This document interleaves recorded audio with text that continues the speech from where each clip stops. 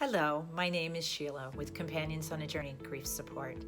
And today, March 24th, is the first day of our stay-at-home order in the state of Ohio.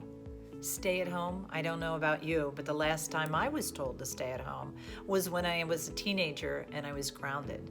Well, I don't look at this as being a grounding.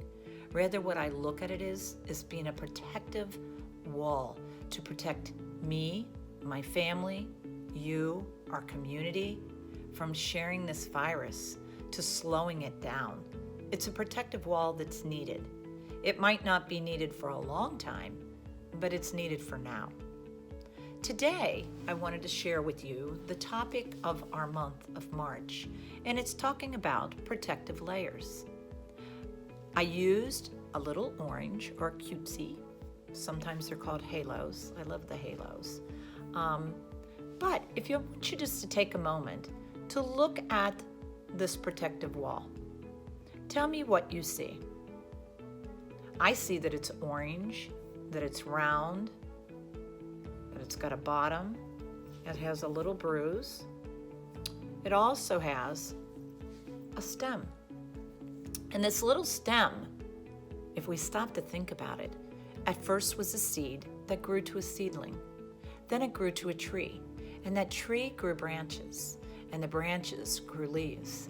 And then the leaves created a little bud.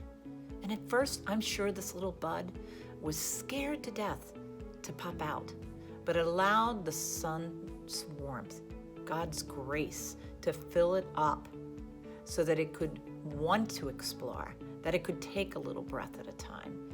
And it blossomed and became a beautiful flower for us to see. But out of that beautiful little flower came a beautiful piece of fruit, which first had to create a protective wall so that the delicate fruit inside could grow, that could nourish us with vitamin C. So now what I'd like for you to do is let's peel back this layer of this protective wall. Do we have protective walls that we've built in our lives and during our journey of grief? You know, and grief comes not only from death, but it comes from change. And there are a lot of changes right now going on in our lives. One of those changes for me is not being out and being with each of you. So as I peel back my layers, you can kind of see a delicate fruit, a piece of fruit that has a hole in it. And doesn't our hearts have holes in it after our loved ones die? Absolutely. And do our lives kind of feel like they have a hole in it right now because we don't know what tomorrow holds? Well, what we do know tomorrow holds is God's grace. And so part of my protective wall is thanking God for the things that I have today. As I peel back and take a segment of my grief, another segment of my grief is learning how to do things new ways. It's going to take time. You know, but even when we go into the many different layers, whoops, I just squeezed juice out. There is a wonderful juice in here.